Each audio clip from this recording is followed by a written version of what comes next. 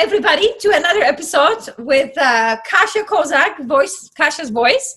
And I would like to introduce you today to my very good friend, Larinda McRaven, right? And we know each other for quite a few years, right? We competed at the same time. Yes. Yeah. I was kind of thinking back, like it's hard to know when friendships and when you meet people, when all that starts, because you're just around so many people. Right. But I think there's something interesting that happens across different styles, because Latin and smooth are on the floor at the same time, quarter, semi. So you end up like smooth and Latin people end up making nice friendships, even though the styles or the people may not be very close. But just from that proximity in the ballroom and the timing of our events, you end up having... Right, because we're on deck almost. We're coming off, you guys are coming on, back and forward, and also we're not competing against one another. You know, that's another thing. You are not a threat to us, we're not a threat to you. We could kind of hang out and, you know, enjoy, because I've noticed that with some of my colleagues that danced Latin, now we're best buddies. We love hanging out. But when we're competing, no way. We all were like, no, she's mean and he's mean, and they're trying to be, you know, they're pushy and we're pushy. And like all of a sudden you have this, it's almost like you have to come up with somewhat unpleasant story to have a justification to beat them, right? To feel okay, right? It's crazy. And then once that's gone, you go, oh my God, you are so great. As soon as I stopped dancing professionally, I made a specific point to go around and not mend fences. There weren't burned bridges, but I made a specific point to go around and rekindle friendships with people where things had gotten maybe a little tense just because we were competitors. And I didn't want to go forward in my career with any of that baggage with anybody. You know, that's the thing, because the world is so small, right? Once we stop competing, I mean, even when we do, we see each other all the time. Now we're all judging. Right now, you're sitting to this person, next to this person, right? We're making decisions. We're going to dinners together. I mean, it's like if you hold a grudge or they hold a grudge against you, that's just terrible, right? I mean, our weekends would be just miserable. It's not possible. When I look around the ballroom, and I say this sometimes, everybody in here is an ex of some sort, an ex-business partner, an ex-dance partner, an ex-student or boss or husband, wife. I mean, we have so many connections with everybody in there. You can't go forward in this business with a grudge. Oh, no, totally. Because also at some point we'll just bite you in the butt. Right? I mean, I hate to say it that way, but it kind of does, right? Yeah. So it's just, I mean, I think that's just life of its own. It's nice to be nice to people. And, you know, one of the things I like to do, because of course, sometimes we hurt one another, not necessarily intentionally, right? But, you know, we're competing, we're busy sometimes. And you sometimes by being busy, you ignore someone. And it might have been important to them to talk to you, right? But you were busy doing something else.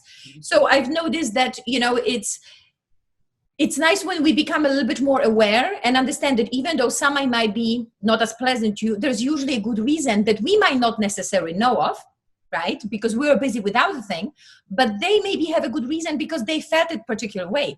So I've noticed that even when someone might not be necessarily crazy about me, it's nice when you talk to them and say, you know what, why don't we just clear the air? Why don't we talk about what bothered you? You know, if I did something on purpose, if I did something to hurt your feelings, I apologize because I didn't meant to do this intentionally, right? And then all of a sudden, I mean, so many times you realize that it has nothing to do with me or that person. It's like we are so busy with our own thoughts and feelings that someone else's little action go, oh my God, that's it.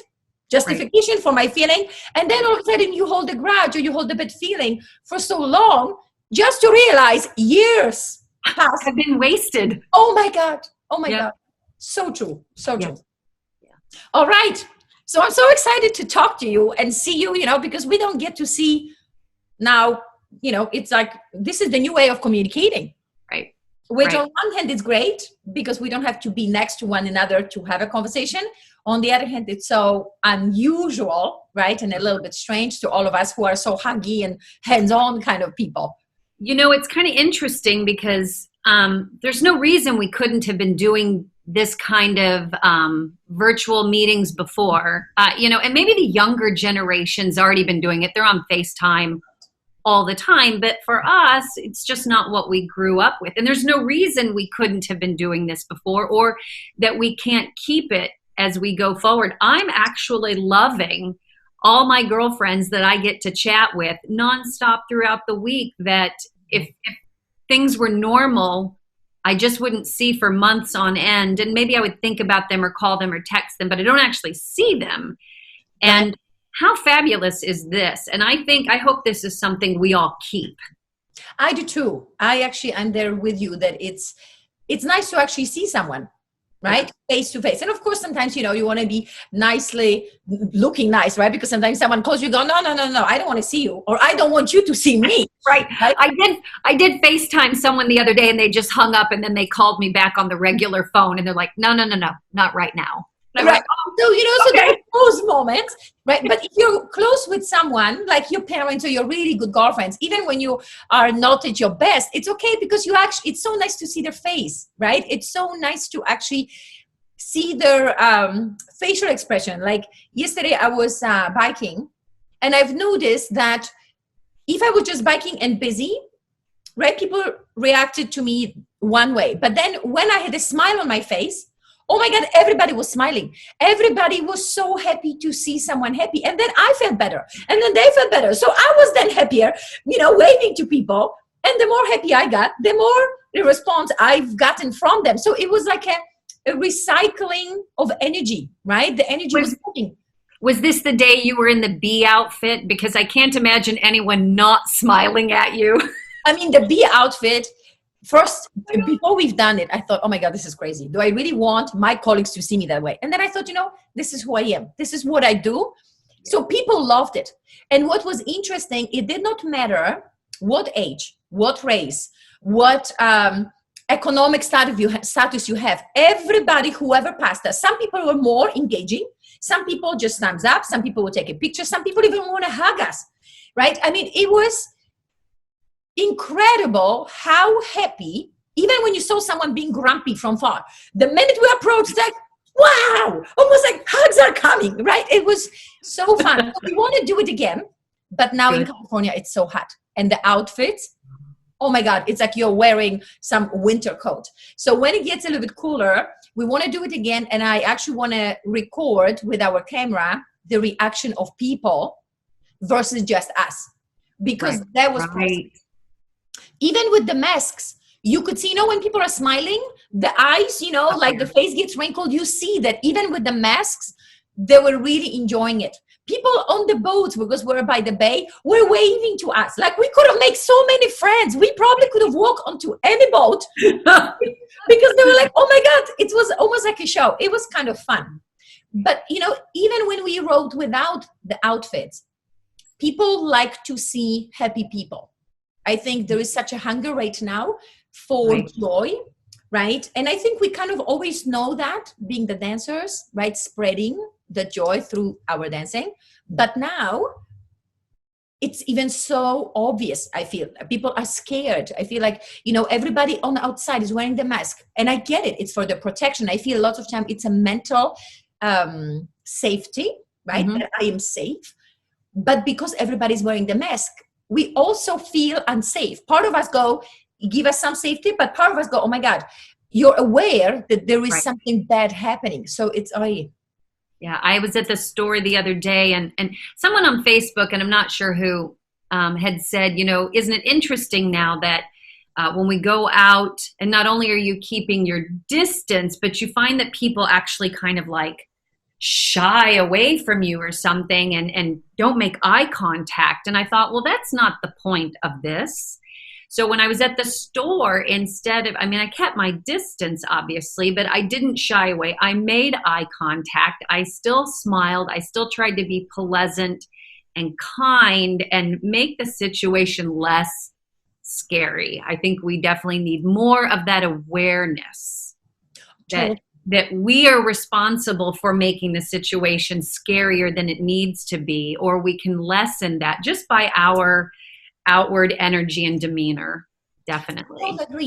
Even when you're standing in line, right? Because now we have the little X's that everybody has to stand on. Like ready to transport yourself to future. Right? So that's so true, because sometimes when you stand, everybody's almost like standing on the little square, like I don't want to touch, I don't want to move. And then once you actually start talking or even say hi, and you're a little bit more at ease, you're a little bit more softer, right? All of a sudden you can feel that everybody just kind of relaxes, right? That people are not so intense. They go, okay, it's a little crazy time. It's a little unknown, but it's okay. We're still human beings. We go through the same thing, right? We could actually be in this together and support one another versus creating that isolation, because that's, I think, what scares us, right? The people feel lonely. People feel, I don't have anyone. And then you think the people even that I know, they're the threat to me, right? It gets scary. Yeah, totally. All right. So why don't you tell us about your fabulous project with your energy, with the balls, please? Yeah. So every Sunday night, normally I do a gong bath and sound meditation in person locally 4 times a year for the equinoxes and the solstice, just because I can't do them more than that with my schedule. I can't commit to things. 4 times a year turned out to be perfect. And, sometimes I do them in the dance studio. Sometimes I do them in this cabin kind of out in the woods close to where I lived. It's really great. You can hear the birds, and you can hear it's on a little river. You can hear the river, and it's really an interesting thing. So I play my gong. I gotta see which side it's on. Here's my gong sitting there. I don't know if you can actually see it. Yes. The gong and some of the crystal bowls. Uh-huh. And so there's a lot of scientific validation to the vibration of the gong or the crystal bowls and how it changes the brainwave state that you're in. So if we're in beta, thinking, doing, worrying, processing, planning, my daily, like go. Yes. You can't live like that all the time. Like, your brain has to slow down. Mm-hmm. So after beta, we can drop into alpha. And alpha is maybe like when you're driving and you're daydreaming, and all of a sudden you're like, oh, I'm here. Where was I for the past 2 miles? I was like in my head somewhere else. You didn't even notice you were driving. It's kind of that I'm aware, but I'm not here. A little daydreamy. And then theta is when you're asleep, and below theta is delta, and that's deep REM sleep. And so your brain has these vibration cycles or brainwave cycles that it goes through. And when you're sick or stressed, or your brain is trying to knit together neural pathways so that you can learn, it can't do that when you're in beta. It has to do it when you drop down into alpha and pretty much theta or delta. So when you're sick, you go to sleep. And the purpose of that why we're so tired when we're sick, is literally our brain saying, slow down, let me fix some stuff here. If we were talking computers, it would be defragmentation, your computer and stuff. But your brain needs to slow down. And so the whole sound meditation, the gong and the bowls automatically does that for you. It kind of forces your brain into a different brainwave state.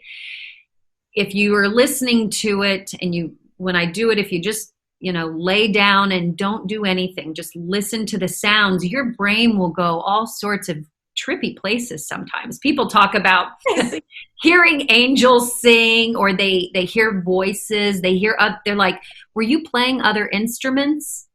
No, it's literally just the gong and the bowl. They're like, but I heard horns, I heard violins. Your brain, it just kind of uses that time to heal. And I had the spring equinox scheduled at the cabin out in the woods here, and I had to obviously cancel it. It was in the middle of March, and I thought, well, I'll just do it online and no big deal, and if a few people tune in, that's fine. And people asked if I would just keep coming back and doing it every week. And I thought, well, fabulous.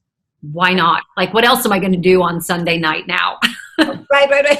It's not like I'm going out and partying. Oh, nothing else to do. So, yeah. And what's really kind of funny, one of my students checks in with me after, and she sends me a screenshot of her sleep app on her phone. Mm-hmm. And on Sunday nights after the gong bath, her sleep app rates her sleep quality at like so high, at the top numbers. And then you can see throughout the rest of the week her sleep quality is good, but it's not like. Okay, so could you tell us, because now I'm thinking I need to join, I need to log in. So could you tell us what time on Sunday do you do this, so we can all kind of, for any of you that are interested in, as you can see, this is so nice, right? Not just pleasant, but good for us as human beings, right? A much deeper level than feeling good, right? So could you tell us what time? It's on my personal Facebook page, facebook.com/Larinda. Okay. And I do it at 8:00 every Sunday evening Central Time. So 9:00 Eastern, 6:00 California time. Okay, perfect. I would actually put it in our link when we're posting. So, because I would love to join you. And then my mom, I'm sure, because we love, we've, stumbled a little bit upon pranic healing and, just the energy and just, I'm one of those very go, go, go people. You live in beta. Oh, totally. Even when I relax, I just go to another beta. But I've noticed I love like street marts, right? I love going to different street markets, and there's always someone that has either bowls or something, and I love it. I spend so much time with them, right? I love all these little stores when I even travel. My favorite stores are when, it's all the like energy stores, and I have rocks and I have different things, and I just find it so empowering, right? At first I was very worried because some people that I've noticed that have been doing stuff like this had a very calm, very easy, very non-active way of being all together. And I'm like, okay, I'm not necessarily that way. I don't want to be that way. Yeah. This is not something that is inspiring. But then I've met people like you, or people, other friends of mine, or even gurus that I, stumbled upon, and, I've been fortunate to be in their presence, that you can be in your beta. You just need the time to kind of calm down, like you said, revamp almost your system. So then when you wake up, you're ready to conquer the world and you feel so great. Yes. Yeah, absolutely. And so when I present it, I try to present it not in a terribly new agey woo-woo kind of sense, because I don't want people to back away from it thinking it's all just new agey nonsense. I try to present it in a very, average kind of sense, like this is good for you. And here's some science behind it. But if you listen and you feel it, you'll get it. Like energetically, you'll get it. But yeah, I want to live it. Mm-hmm. But I want to be just an average person at the same time, and not so over the top that I can't relate to people, or that people can't relate to me. Right. And I think that's so well said, right? Because I think lots of time when I have some of my friends engaging in like energetic work, right? And once you start, meditating and doing all these fabulous things for yourself, sometimes oftentimes you get disconnected. Now all of a sudden, I cannot relate. They cannot relate. Oh, I shouldn't be excited. Oh, like everything should be flat line. And I'm like, oh my God, this is crazy. Now all of a sudden I'm thinking, okay, I like you. You're my friend, but I do not know what to do with you. And like, it seems like they're flowing up in the air. I won't use names, but it's people we all know. Right. I was living in Boston, so now we know it's people in Boston. Smaller group. I was at their house and we were watching something on TV, and I have something called vasovagal syncope, and it basically just means you faint. Okay. And so I could feel the syncope coming on. I was getting kind of like out of my head, and I was disoriented, and I got up, and I don't even know why. I said, I got to go to the bathroom. I didn't have to go to the bathroom. I don't know why I thought I needed to do that. But I went in. I remember feeling on the wall for their light switch, and remembering, I was conscious enough at that point to remember, okay, it's in a weird place. Where is it? Where is it? And then I fainted and I was gone. And these things just come up sometimes for me. I don't know how long I was out, but I woke up in the most, like, my head's cranked up against the toilet. My feet were up in the air. Like I was in the most crumpled position possible. And the people that lived there were sitting cross-legged on the floor with a glass of water in their hand. Mm-hmm. And they just waited for me to wake up. And I was like, wow. What just happened? And they said, well, I think you fell and hit your head. And I go, and you did not rescue me? You're going to help me? And they said, well, you know, if you were meant to die, you would die. And if you were meant to live, you would live. And here you are. Would you like some water?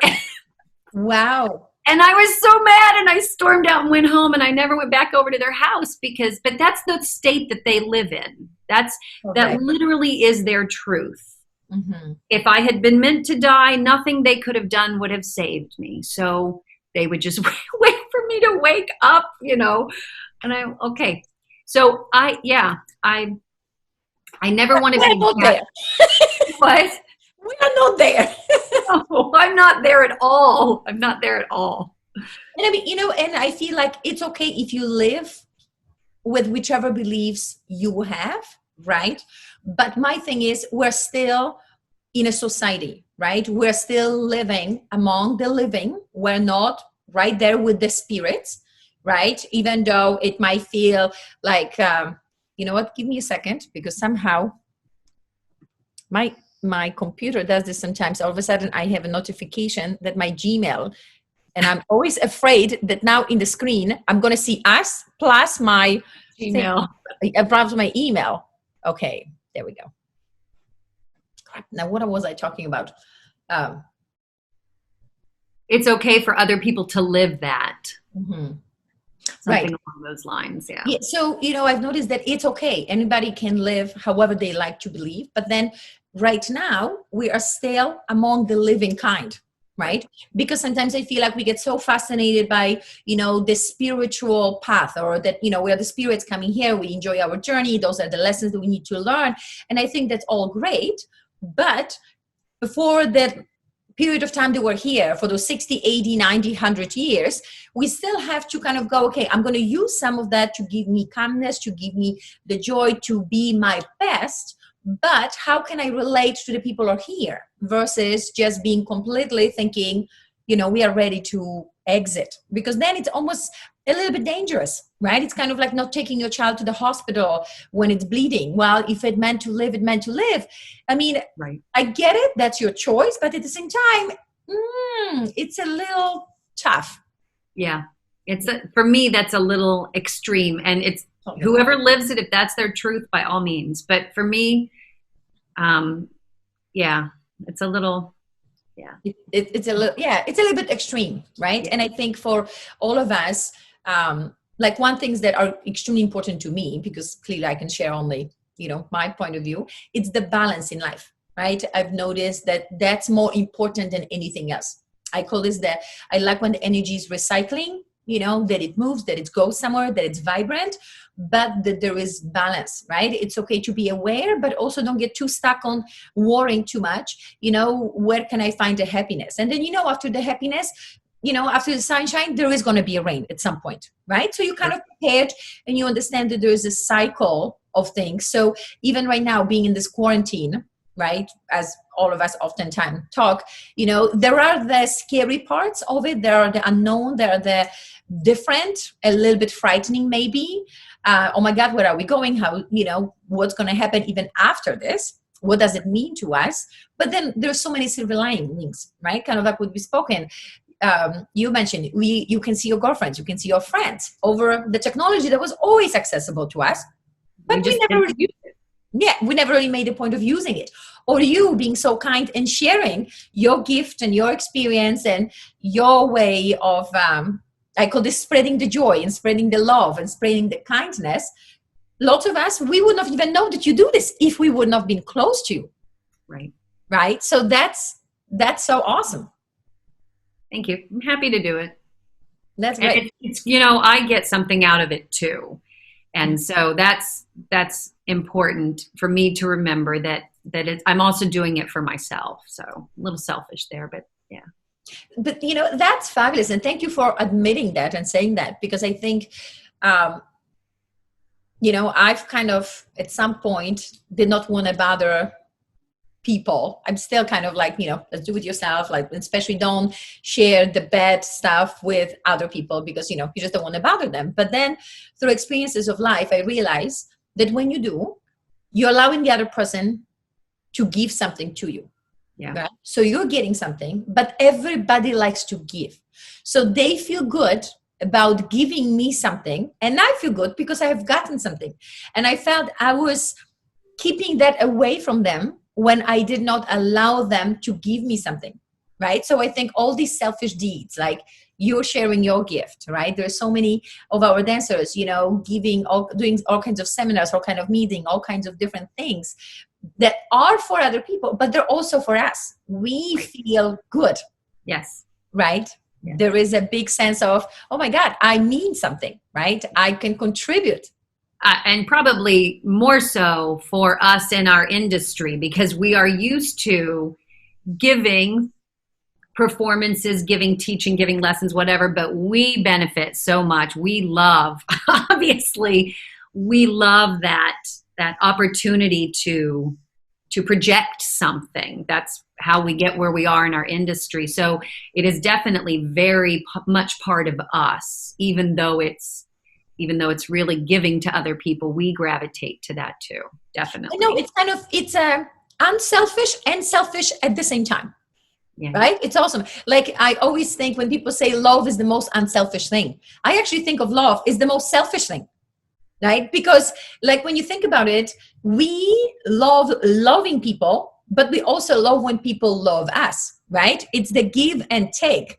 It's not that we just love, and that's it, right? It's an exchange all the time. Everybody wants to be loved. Everybody wants to feel that good feeling, right? Those butterflies in the stomach. So yes, it's very unselfish. And when we come from place of love, we can do great things, right? For people even that possibly could have harmed us at some point, or, not be as nice as we would like to.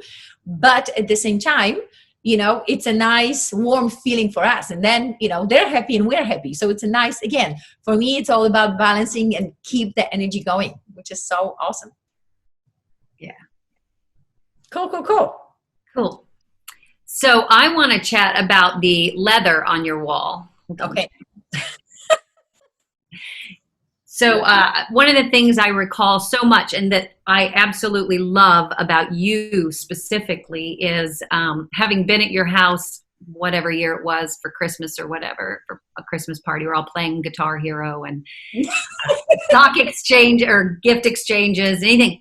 But like the idea of your house and what is so amazing is that you have made every inch of that you. Without regard to anybody else. If you want the leather on your mirror, you have the leather on your mirror.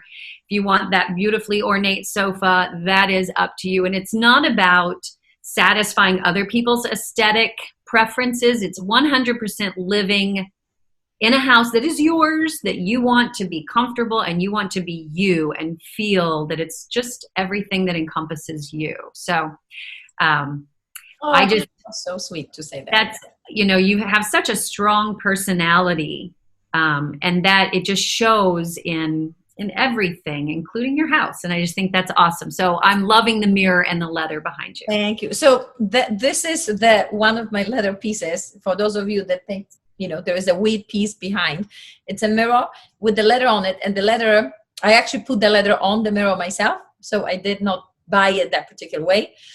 And I have leather everywhere, around the house, everywhere, right? In different shapes, in different forms. I like hearts. I like bright colors. So my house, oftentimes people would say, when you come to Kasia's house, you don't have to ask whose house you're in. Oh. You kind of know, that it's mine. And the way it happened, actually, it was very interesting. When I purchased the house, I felt pressured to decorate, right, in a particular way, right? Because my idea was, everybody have their house in a particular way, and it has to have a particular feeling. And I thought maybe each room should have a different feeling. I mean, I was, oh my God, struggling. I could not get it together because I liked big leather couches, and then I like little retro red pieces, and I'm like, oh my God, those things don't go together. So I tried to piece them and make like little segregation. Then I feel like I'm in a little train. every little wagon. It's a different, I'm like, oh my God, this is crazy. And then one day I realized, lady, this is my house. This is what I like. And you know what actually forced me, well, guided me, maybe not forced me in that. I had this huge Christmas tree, and to make space, I have to move pieces around, right? So everything got jammed around. And I'm like, oh my God, I love it. I love that mess that now I consider that's my order. My order, it's having pieces that do not go together and blending them in. And once I make that, it's mine, it's for me, and I like it, right?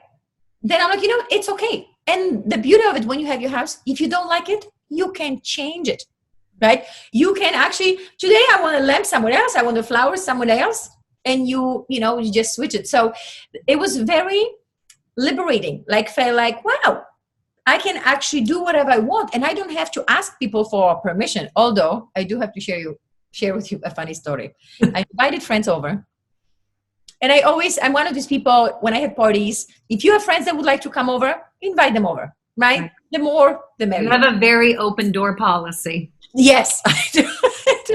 So my friends invite their friends, and all of a sudden, I could see there's a big commotion, and people whispering all of a sudden. I'm like, what's happening? And my friends go, oh, no. Just, don't worry. Let's just kind of trying to push me out of the living room, right? On my own house. And what's happening here? Well, one of the guests did not like my house, right? And I'm like, well, we can have a conversation, right? I mean, you can tell me to my face, you don't have to speak badly behind, right? So she goes, I just don't think I see you here, right? Because you have all these things, the colors there, because I like to purchase things when I travel, and I travel a lot. So I like to purchase something that reminds me of the trip for the house. And I'm like, clearly, and it's a lady that never met me. This is a friend of a friend. I'm like, you just do not know me. This is me. Oh yeah. What you see, it's who I am. She goes, well, because I like white. I like the minimalistic way. I'm like, that's great. That's why you don't live here. That's why I live here. You have your house probably with white, elegant things. And I think that's fabulous. I could not live there. I need pop of color. I need bright, big things. So it was interesting, right? Because we had this idea that if I'm that way, everybody else should be that way. That's the way to go. I'm like, no, you do your thing.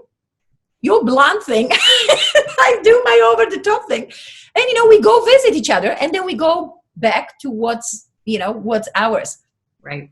When we first bought this house, I'm decorating, I'm doing things. I'm bringing my stuff in from Boston. He's got his stuff here, and we're combining it and getting landscapers outside to fix the yard and stuff. And I remember someone in my family saying, you really shouldn't landscape like that, or you shouldn't decorate like that, because, it'll bring down the resale value of your house. And I thought, well, gosh, in what, 30 years, I'm going to live in somebody else's idea of my house now so that I can maybe sell it to somebody else in 30 years. No. I'm going to live in my house and do the things that make me feel good. I love it. Oh my God. I say this all the time to people. I'm going to live in someone else's house. Right. Because there is a possibility, not even a guarantee. There is a possibility I might want to sell it. Then I slap a white paint on it. Then, not right now. Yeah, so you actually shared with us a while back your remodeled bathroom. Right? Right. Oh my God. I mean, the uniqueness that you have, my darling, that's awesome. Yeah. I was, we had this basement that was really messy, and I have big Halloween parties, and we need the extra bathroom space, and it just really needed to be redone. And I'm just bored, looking at the tile options. And we went to a local home store, a mom and pop store. I figured it might have some different things instead of Lowe's or Home Depot.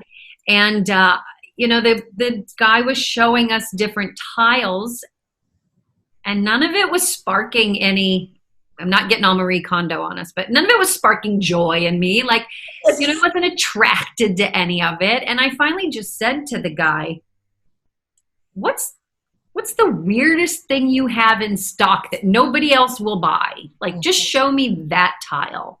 Yes. And he showed me a tile that was very subdued, and it was a lot of muted gray and neutral brown, but it was graffiti, like a dirty subway graffiti. And I thought, well, that's pretty cool. And I went home and got online for graffiti tile and found the most amazing stuff. Had to order it from, I don't know how far away, which is fine.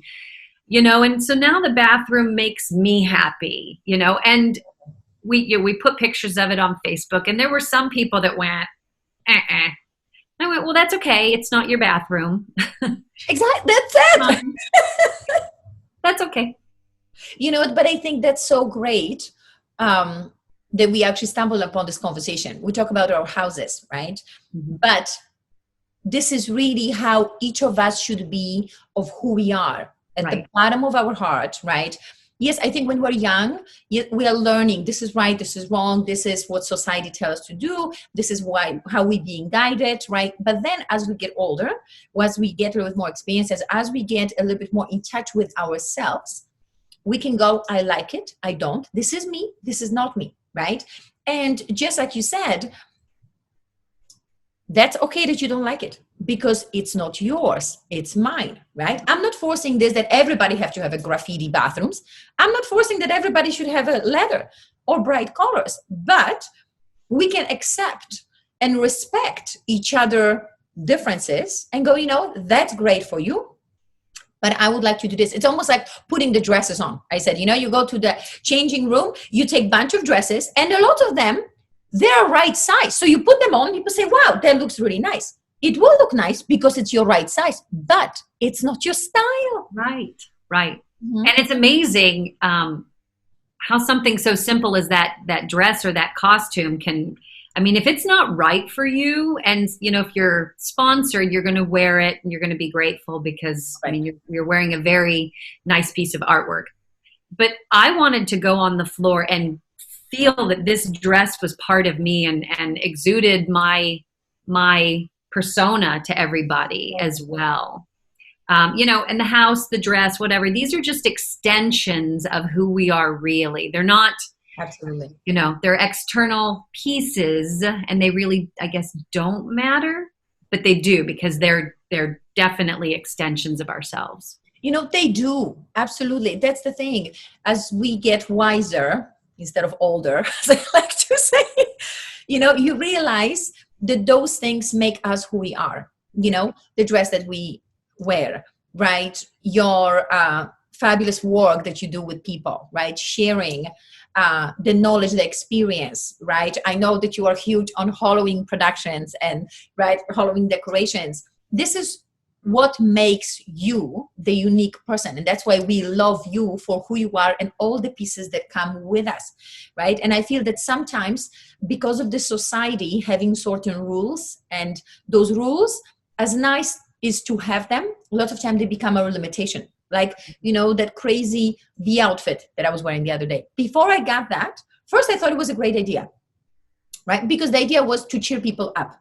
Then as I'm going, I'm like, oh my God, how is that going to being looked upon by my colleagues, right? I am this person of certain reputation in our community, right? Can I afford it? How is it going to be looked upon? And then I thought, this is who I am. Right. Why do I wear it? If people don't like that, then they just don't like it, right? But for me to play the role that other people expect me to play. It's just a prison, you know, and because you have a reputation in our business and not even talking about you specifically, but Kasia, this award-winning, this champion dancer, you know, this professional, I don't want that idea to be a prison to me. You know, I can uphold the professionalism that I need to uphold and do my job well, but I'm not going to sacrifice me for the idea of what the public wants to see in me. I'm still just going to be me. I think that's so fabulous. That's why I love always talking to you, because we always have these conversations about more than what we just do in our industry. Oh, we've accomplished this. Now we're judges. Now we're coaches. Yes, those are great conversations. Absolutely. And this is what we do. We are passionate about it, but there is so many more aspects to us, right? That makes us female, that makes us girlfriends, that makes us friends, that makes us colleagues, that make us part of the community, right? And I think that's what's so nice. As we get more mature, we understand that that's what's much more important, right? And then you kind of sort out through your friends, the ones that really like you for who you are. They will accept you the way you are, with all the funky, weird, crazy parts. And the ones that aren't, they're just business colleagues, right? They just want to see the business side, and that's okay as well, right? But we have a different interactions with them, right? We have a different rapport with these people, which is okay. I mean, I'm not expecting a person at the Starbucks to be my best friend all the time. I mean, if they do become one, not a problem, right? But you're not expecting every interaction to have the same amount of importance, simply because we even don't have time, right? There are people that are close to us and we're willing to share, and we can see they're on the same wavelength, right? And there are people that are just there for a particular purpose. Yeah. Oh, that's awesome. That's awesome. All right, my darling, I'm so glad we had the time. Me too. Why don't we bust a move now? Is it time to dance? It's time to dance, or anything else. Would you like to talk about anything else?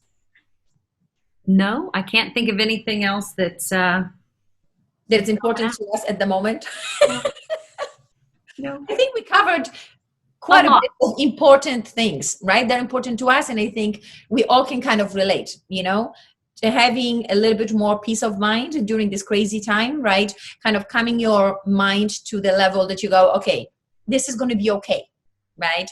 Having the interaction with people, having that, maybe not a personal interaction, but through the fabulous miracle of this. That's it. And then just being individual, right? Being fun and being happy and connected to yourself, and actually being brave to share that with people, right? I think that's so awesome. So I'm so glad we touched upon all these fabulous things. And now it's time to, be the dancers, be the crazy people that we are. So let me just find our song. I feel happy because we are. It might seem crazy what I'm about to say.